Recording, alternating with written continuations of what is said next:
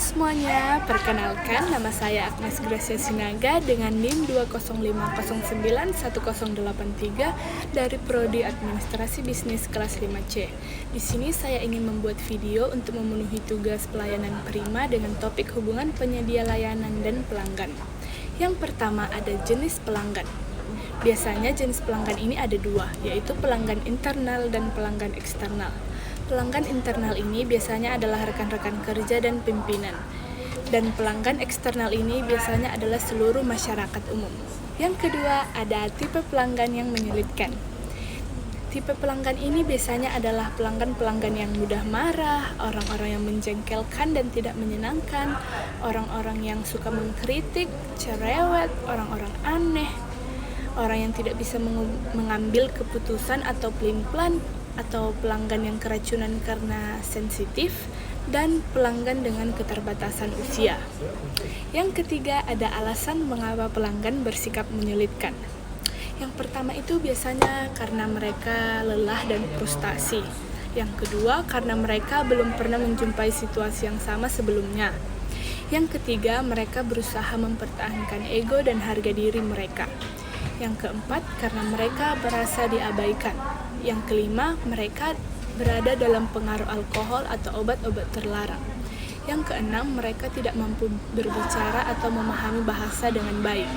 Yang ketujuh adalah mereka pernah diperlakukan seperti ini sebelumnya di masa lalu. Yang kedelapan, mereka berada dalam keadaan bad mood dan melampiaskannya itu kepada Anda. Dan yang terakhir, mereka terburu-buru karena kesibukan mereka atau dikejar-kejar waktu. Yang keempat, ada sentuhan pribadi. Biasanya kita bisa melakukan ini kepada pelanggan dengan yang pertama, yaitu sebutkan nama pelanggan. Yang kedua, biasanya kita memberi penghargaan atau diskon kepada pelanggan yang reguler. Dan yang ketiga, ada promosi yang memalukan, biasanya dilakukan artis-artis dengan menjual tiket langsung di bioskop itu sendiri.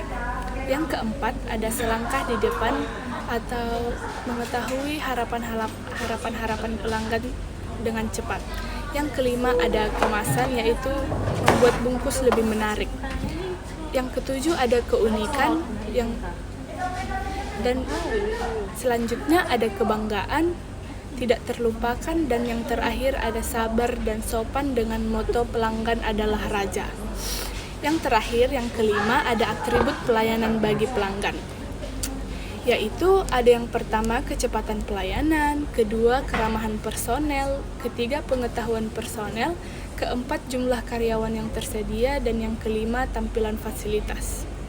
Jadi dengan mengenali atau memahami kebutuhan pelanggan, maka para pelaku bisnis tahu apa yang harus dikerjakan dalam pelayanan yang tepat sesuai dengan apa keinginan pelanggan tersebut. Sekian video yang bisa saya buat.